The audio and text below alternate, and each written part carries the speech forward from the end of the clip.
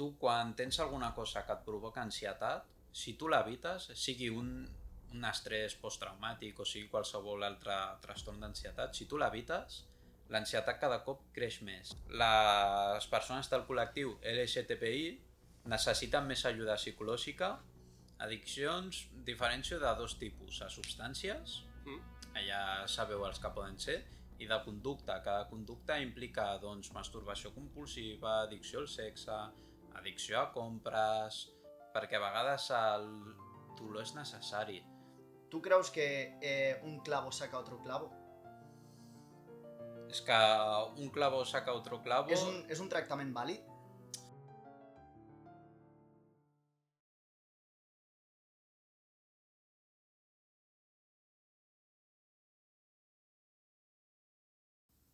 Ei, bones. Bones de nou a un nou episodi de 100 Summer Days, aquesta vegada de la temporada número 2. Podcast avui amb una persona molt interessant, un psicòleg sanitari, un enorme persona com és David Brossa. Hola, encantat, molt de gust. Bueno, després d'aquesta entrada de show TV americà totalment, passem ja una mica més en ficar-te en context per a la gent que no et conegui i que ens estigui veient. Explica'ns una mica qui ets i com vas començar i sobretot per què estàs aquí avui. Doncs bé, jo sóc David, sóc psicòleg sanitari, porto 3 anys d'experiència laboral, vaig començar fa relativament pocs, per així dir-ho, i res més, vaig acabar la formació que és la carrera, un parell de màsters, i ja de seguida em vaig posar a treballar atenent a pacients fent teràpia psicològica. I ja com a la psicologia en si, com a interès, o potser com a via de vida, veiem a la teva pàgina web, que per cert tindreu tant les seves xarxes socials com la pàgina web a sota, com sempre. Per aquí. Per aquí, per allà. Veiem que expliques una història sobre el teu pare, sobre quan eres petit, sobre una connexió que vas sentir, sobre com això et va portar a un estat d'ansietat, de no saber autogestionar-te, que moltes vegades és el que porta la gent a anar al psicòleg, i vas veure tu com a pacient, no?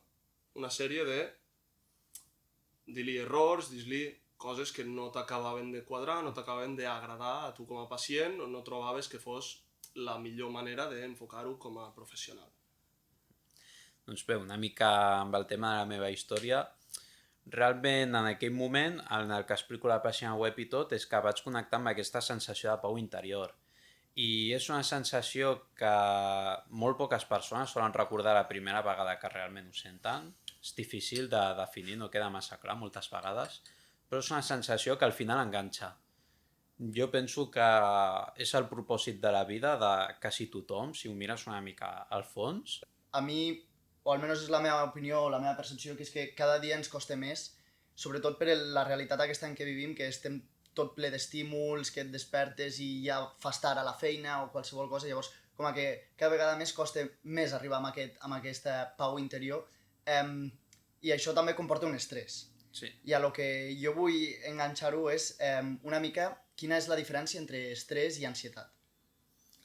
Per diferenciar-ho molt clar, perquè símptomes físics són pràcticament els mateixos, perquè moltes vegades venen de la mà.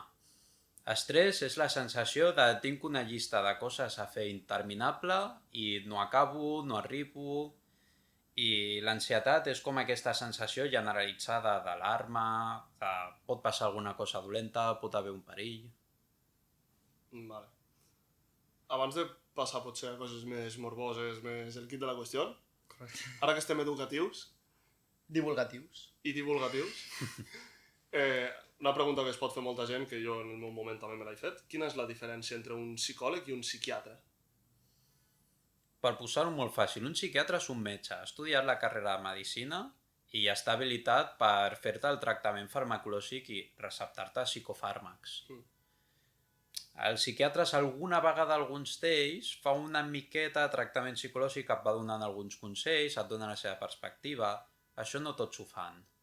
I el psicòleg no és metge, no ha estudiat medicina, per tant no pot receptar medicaments, I el psicòleg es limita a fer el tractament psicològic, a ajudar-te doncs, amb consells, a que t'entenguis millor tu mateix. Va, em sabries posar així un exemple d'algú que hauria d'anar al psiquiatre i algú que hauria d'anar al psicòleg? O A vas a un vegades- dels dos i ja et diran què? No, a vegades hi ha persones que em deriven des del psiquiatre, que són bastants. Tu has d'anar al psiquiatre, considero jo, quan les eines a nivell psicològic no són suficients perquè avancis. Jo, de fet, he tingut alguns pacients, bastants, de fet, que m'han vingut només a mi, no al psiquiatre, he vist que no avancen, que estan bloquejats, doncs psiquiatre, veure si a nivell farmacològic aconseguim que et desbloqueixis i totes les eines psicològiques que apliquem ara t'acabin de funcionar millor i acabis d'arrencar. I tornant una mica amb això que he comentat abans, de que avui en dia pues, vivim en un món superactiu i no sé què, al final com a que veig que no s'ha ficat de moda perquè no és algo que sigui una moda, però sí que s'ha visibilitzat molt i veig, o almenys el meu voltant, em dona a entendre que les persones joves ara estem començant a anar més al psicòleg, sobretot per tema, pues, això, l'ansietat, estrès, etc.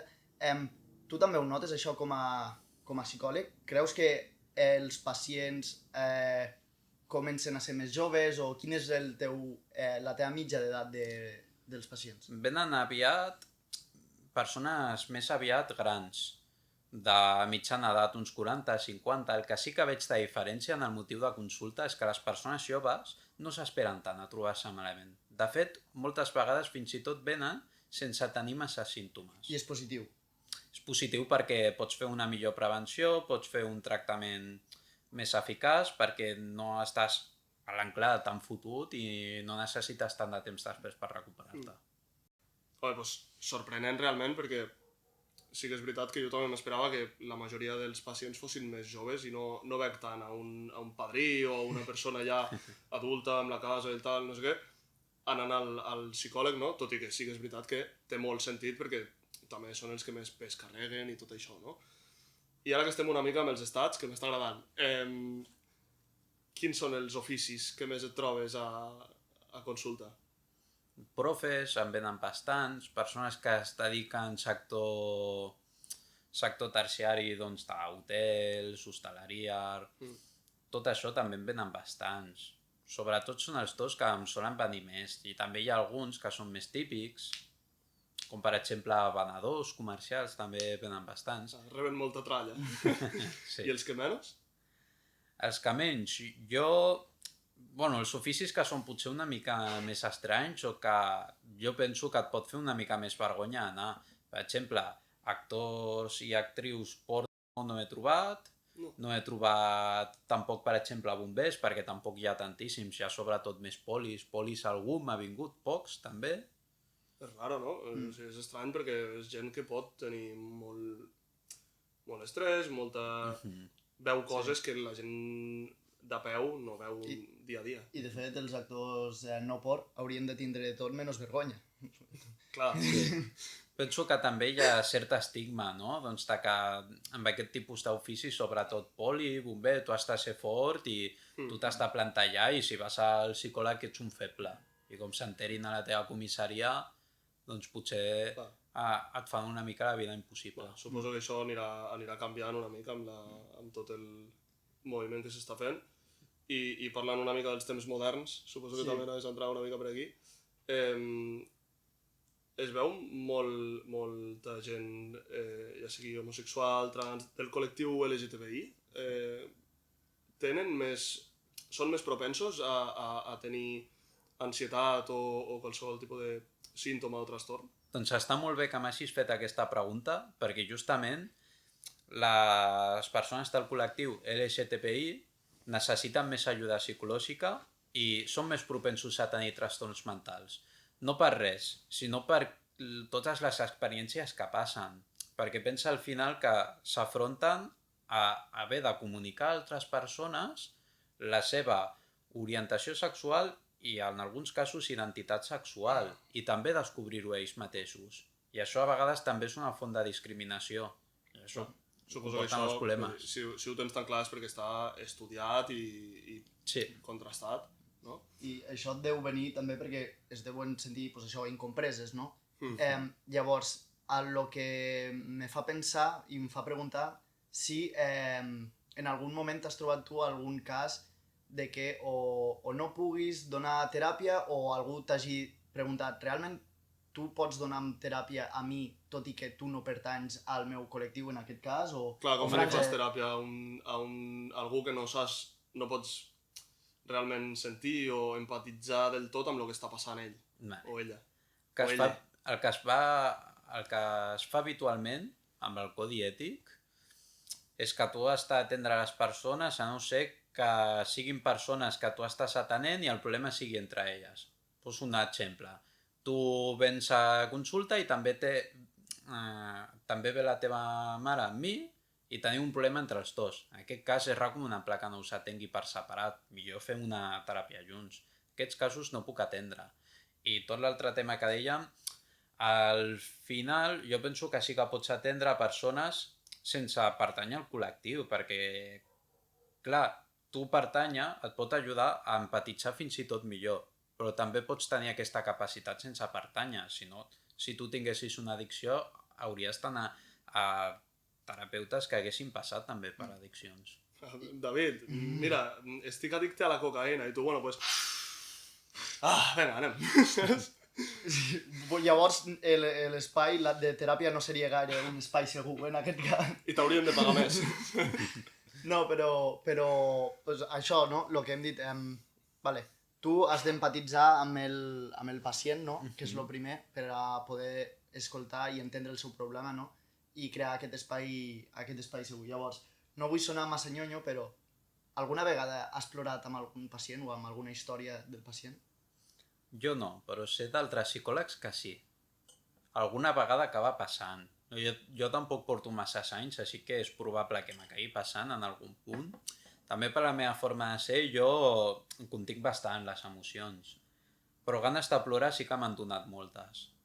Sobretot amb persones que ja crees un vincle, que ja fa molt de temps que venen, sobretot m'emociono per coses en un sentit positiu, no? Doncs de que ja els hi estic a punt de donar l'alta o veig que han millorat molt, això em dona moltes ganes de plorar a vegades. O sigui, més per emoció que no per quan t'expliquen tot el que estan passant i tal, per pena, diguéssim. Exactament. Vale. Llavors, ara que estem aquí, Sí. potser ja entrar una mica més en el kit de la qüestió... En el morbo. El morbillo, el que hem vingut a veure. És broma. Però sí. Quin és el cas més estrany que t'has trobat? Tinc uns quants. Estrany de ser greu o de que m'hagi impactat més personalment? Anem a impacte personal. Vale.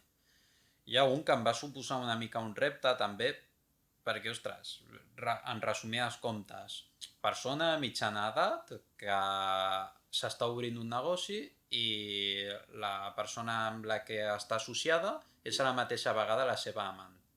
Aquesta persona volia posar el seu cònjuge, estan casats, en recepció del negoci i el cònjuge de l'altre amant és el que està posant els diners per obrir el negoci. Hòstia. I en ningú moment, o sigui, la persona que va venir a explicar-te pues, la història i el problema, en ningú moment ell es donava compte que això estava malament o era tot una bombolla i per ell ell ho estava fent bé? És que quan arribes a aquesta situació i al final demanes ajuda, jo penso que és també perquè et notes a un bucle atrapat que no saps com sortir d'aquí. Jo veia que era conscient del que passava i de que no estava bé, però a vegades hi ha situacions que no saps molt bé com frenar, igual que una persona que té una addicció, tu saps que està malament consumir, però igualment hi ha una cosa que et crea aquesta temptació i fa que recurrentment continuïs fent aquesta cosa. Una infidelitat penso que també pot passar. I ara anem amb l'altra, potser, la que és més greu a nivell mèdic clínic, o psicològic o clínic. Sí. Tinc dos, sobretot. Un que flipareu molt quan us ho digui i un altre que en quant a símptomes era molt greu. Jo vaig estar de psicòleg a la Creu Roja amb el projecte de l'acollida de refugiats de la guerra de Rússia i Ucrània i em venia una dona que tenia traumes perquè al sortir al carrer, si olorava algun olor de carn, li venien moltes ganes de vomitar i molts records traumàtics. Què li va passar a aquesta dona? Que justament allà a Ucrània es va trobar molts cadàvers al carrer i l'olor a carn li recordava els cadàvers en putrefacció. Buah, goosebumps. O sigui, això ha de ser heavy. I el que primer se'm passa pel cap és vale, com tractes això i si evitar aquestes situacions, evitar, per exemple, el creuar-te amb aquestes olors, és un mètode de tractament o és inclús contraproduent? És la millor forma d'alimentar el problema i fer que es mantingui. Tu, quan tens alguna cosa que et provoca ansietat, si tu l'evites, sigui un estrès posttraumàtic o sigui qualsevol altre trastorn d'ansietat, si tu l'evites, l'ansietat cada cop creix més. El problema no és l'estímul que et provoca ansietat, el problema és l'ansietat. Si tu ets capaç de controlar l'ansietat i tornar a anar a aquests jocs, tenir aquestes olors, tornar a recordar i que cada cop et vagi produint menys ansietat, el problema marxa. El problema és que això et provoca ansietat. Sí, és una exposició gradual, no? Exactament, és el nom tècnic que se li dona més a aquesta tècnica. I l'altre cas que has dit que fliparem, que... Perquè si amb aquest no havíem de flipar, i l'altre no... Sí, amb aquest vull fliparem. saber. Cas potser més greu, així per persones que ens puguin estar veient, que podrien considerar més greu, doncs una persona que ha sigut actor d'abusos sexuals en la via pública. O sigui, ell mateix Confés. abusava sexualment Sí, altres persones i va en la venir via a tu pública. amb quin objectiu i sobretot per voluntat pròpia o per imposició d'un jutge? No, voluntat pròpia. I l'objectiu era tractar aquest tema i que no tornés a passar més. Vale. I com... Com es tracta això? Clar, o sigui... Sí, què és el primer que vas fer o el primer que se't va passar pel cap? Clar. La primera reacció. Per tractar això, primer t'has de treballar tu una miqueta. Jo ho he parlat personalment amb altres psicòlegs i no tothom acceptaria aquest cas. Sobretot si a nivell personal tu has viscut una agressió sexual o coneixes una persona que ho hagi viscut, és molt difícil tenir aquesta distància i que això no influeixi en el tractament amb la conflicte persona. d'interessos, no? Que veiem moltes vegades a les pel·lícules, Sí. als judicis sobretot, però clar, m'imagino que en la teva professió també es deu viure bastant. Que has de fer, primer de tot, és deixar de costat la teva opinió personal.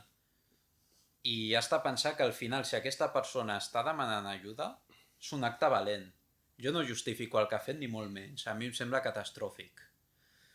Però justament és això, adonar-te compte de que la teva opinió no pot influir en aquest cas. Jo a aquesta persona no li puc dir això que has fet és catastròfic. La persona ja ho sap. I si no ho sap és el seu problema, però jo no s'ho haig d'estar recordant constantment. Si no, li estic perjudicant, no li estic ajudant a que acabi a recuperar-se i a que no es torni a repetir més. Si jo l'ajudo, la societat guanya. Bueno, clar, entenc que la teva feina al final no només és un servei personal al particular, sinó a tots els que l'envolten i tot plegat. I això el que em fa pensar és algo que no hem parlat i que és algo que segur que et trobes moltíssim, que és el tema de les addiccions. Quins tipus d'addiccions hi ha i quins són els que més te trobes? Addiccions, diferencio de dos tipus, a substàncies, allà sabeu els que poden ser, i de conducta. Cada conducta implica doncs, masturbació compulsiva, addicció al sexe, addicció a compres, addicció a casinos, tragaperres, també jocs online entren.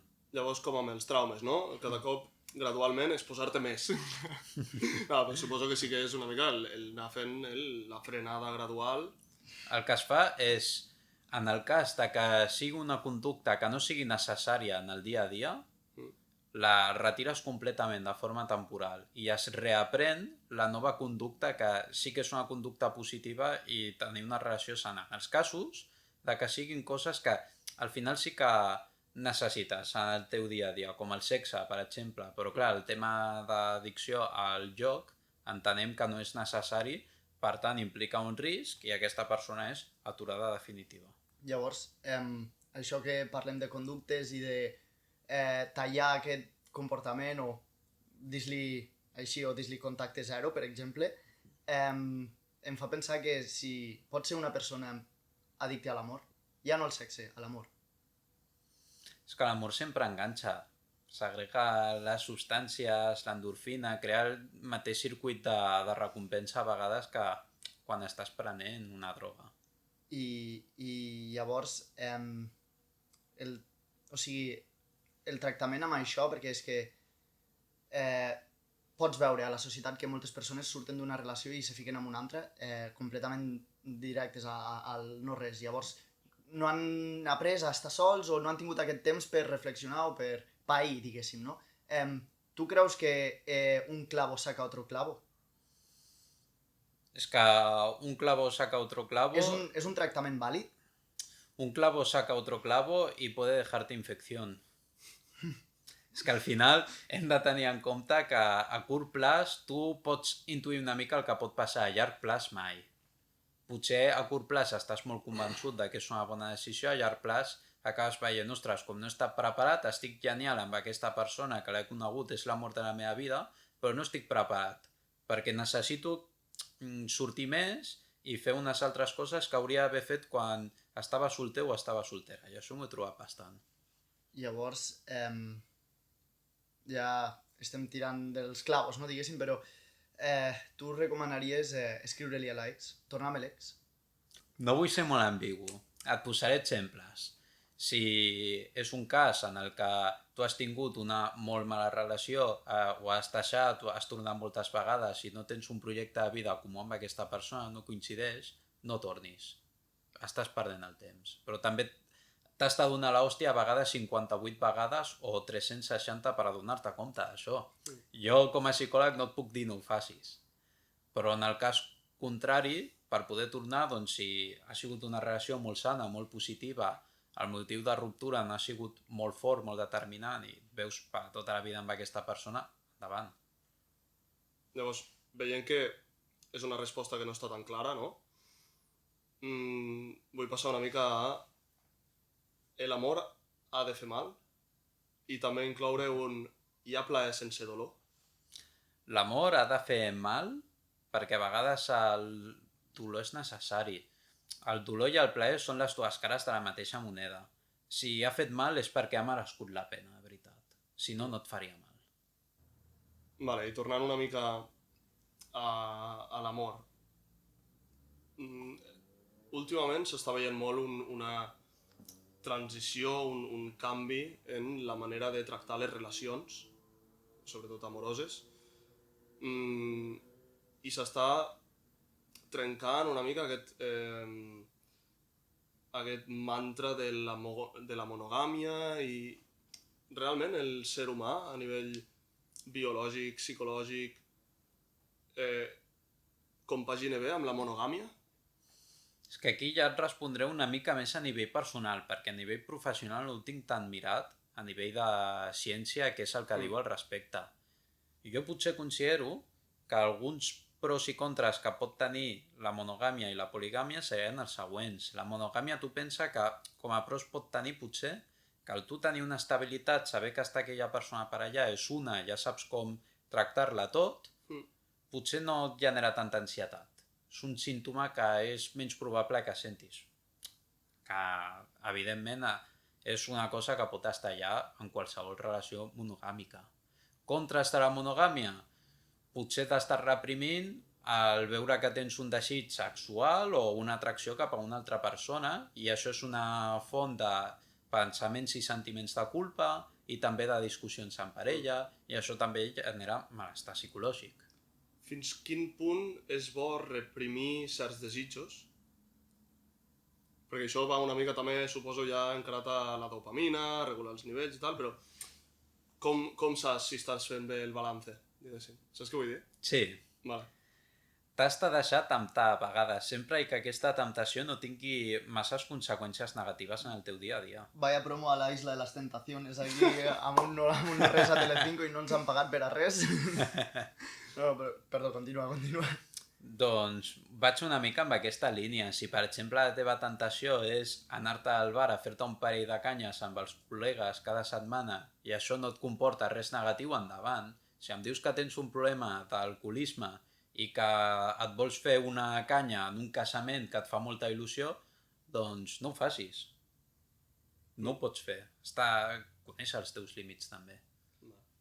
Llavors, jo també, el que m'està quedant en clar d'aquest podcast és, diguéssim, que, pues això, que el dolor és necessari i que evitar els problemes no els curarà.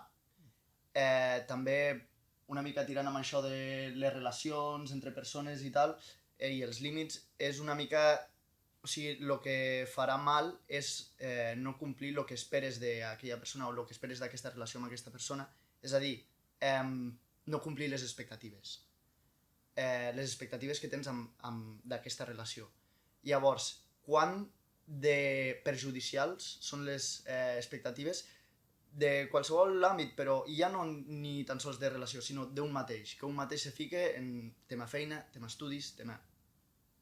Les expectatives les treballo molt i sobretot en temes socials, perquè és on més surten les expectatives, finalment. Jo penso que les expectatives poden tenir una part adaptativa si les saps gestionar bé i que no et mengin. Podem dir en lloc d'expectativa preocupació. La preocupació és sana. Si no t'ocupa les 20 hores del dia o 24, si t'ocupa mitja horeta.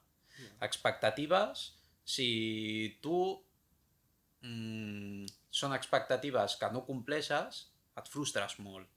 Això és negatiu, això et fa patir molt. Llavors, sempre que puguis, intenta alliberar-te d'expectatives, perquè et dona una sensació de falsa seguretat. Això suposo que ve molt lligat, ara ja més específicament, a nivell sexual, pues, tot el que és impotència, tot el que és... que suposo que hi ha impotència biològica i hi ha impotència psicològica. Sí. O no? Hi ha una part de les disfuncions sexuals que són purament psicològiques, que són els casos que tracto, evidentment, i té molt a veure l'expectativa. Fins i tot un concepte psicològic que podem dir aquí és la percepció d'autoeficàcia, no? Com perceps tu que estàs rendint?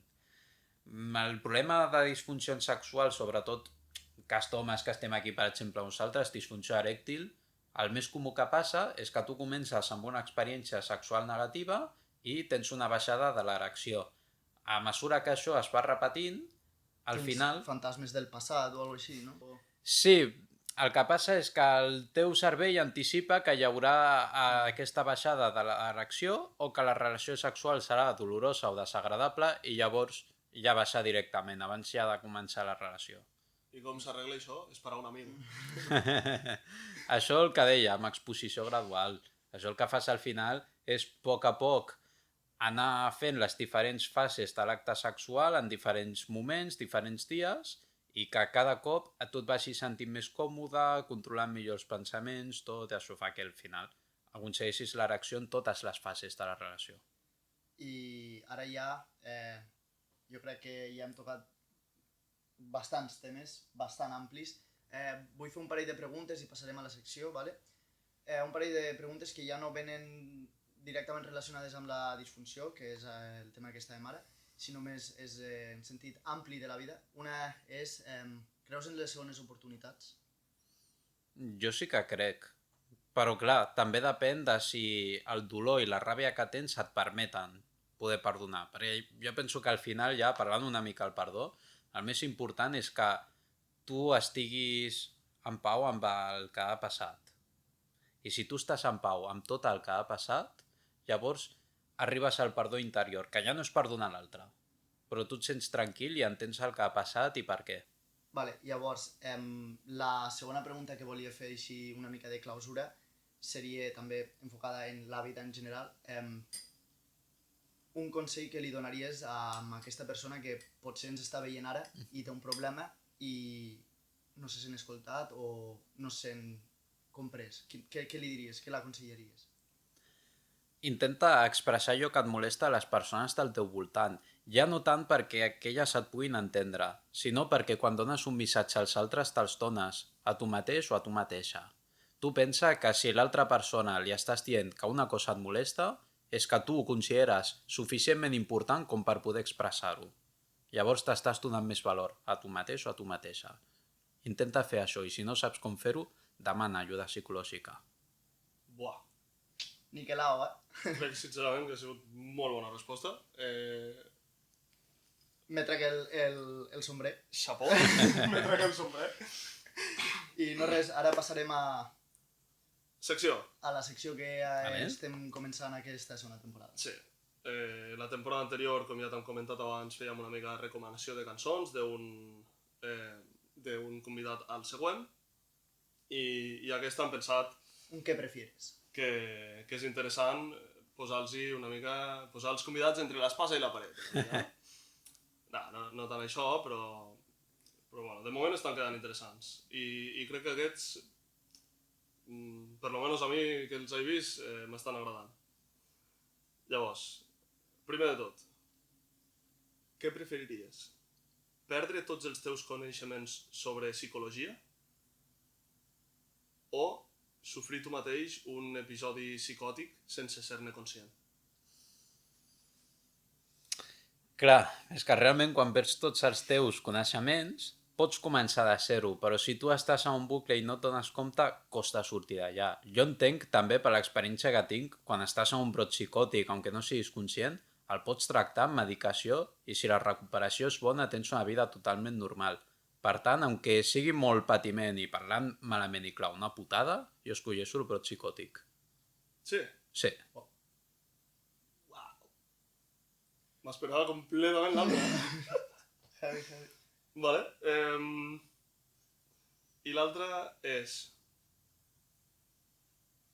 Hi ha dos variants i de fet te les faré les dues perquè em semblen bones. La primera és, prefereixes llegir la ment dels teus pacients? O sigui, saber com funciona inclús el subconscient de tots els teus pacients? O sigui, series una bèstia de la psicologia, no? Realment? I podries ajudar molt, també. O sigui... O entendre el teu perfectament. O sigui, controlar perfectament el teu subconscient i saber tot el que et passa pel cap i entendre-ho, realment. Em seria més útil poder-m'ho aplicar a mi mateix, no per a res, no perquè em faci falta, és que justament amb els pacients no em cal. Jo crec que la màgia de la psicologia i el que em fa gràcia de dedicar-me a això és que és un repte, la persona que tens davant, entendre-la, saber per què es sent així i investigar una miqueta més. Si ho tens tot regalat, quina és la gràcia de ser psicòleg? Vale, clar. I la segona variant? I la variant és... Prefereixes saber conèixer i poder llegir el subconscient del teu pacient o sigui, el que ell no sap o el que ell sap i no t'està dient, potser. O sigui, saps què vull dir? Torna-m'ho a repetir. Sí, millor. Vale. I la variant és, prefereixes del teu pacient ja no entres tu a l'equació, sinó tu com a psicòleg, preferiries poder llegir el subconscient del pacient, com hem dit, o poder saber tot el que ell ja sap sobre si mateix i que potser no et són massa sincers alguns pacients o... Saps què vull dir? Jo penso que el subconscient, perquè el puc ajudar, anem remant en la mateixa direcció. Si jo el confronto i el faig sentir-se incòmode amb coses que no em vol dir, llavors perjudica la nostra relació i el treball es fa molt pitjor. Que m'ho digui ell quan es senti preparat. És això que hem dit a l'inici del podcast, no? Una mica crear aquest espai segur, no? I de pau interior per a tots els pacients i per a tots els problemes, no? I ara ja... Que bé ho hem tancat. Que bé ho hem tancat tot. Ara ja sí, David, moltíssimes gràcies per venir. T'hem portat un obsequi, que són unes enganxines del podcast de 100 Summer Days, @els nens dels 100 dies d'estiu. Moltíssimes gràcies, David. Hem après molt i la veritat, és un episodi que em porta demanant feia setmanes i mesos inclús i que ha sigut super curiós tot i super divulgatiu i interessant. Així que moltes gràcies per parlar i també per I que segur que ens han quedat un munt de temes per parlar i sempre podem fer un altre episodi més endavant. Correcte. Així que, si voleu un altre episodi, qualsevol cosa, ho deixeu a la caixa de comentaris, li doneu al cor, al pulgar arriba o el que hi hagi per allí baix. Follow, campanita... Follow, subscriure-se i també a totes les redes socials del David. Si teniu un problema, no dubteu en posar-vos en contacte amb el David, òbviament perquè és un gran professional, però també amb qualsevol, demaneu ajuda. I no res, David, la teva càmera, despedeix. Doncs jo volia agrair sobretot a l'Arnau i al Pau per haver-me convidat al podcast i sobretot per donar-me aquesta possibilitat de donar més visibilitat a la salut mental i també posar en la meva boca moltes experiències dels pacients, que puc ser jo el dia de demà i també podeu ser vosaltres. Moltes gràcies i fins aviat. Ens veiem.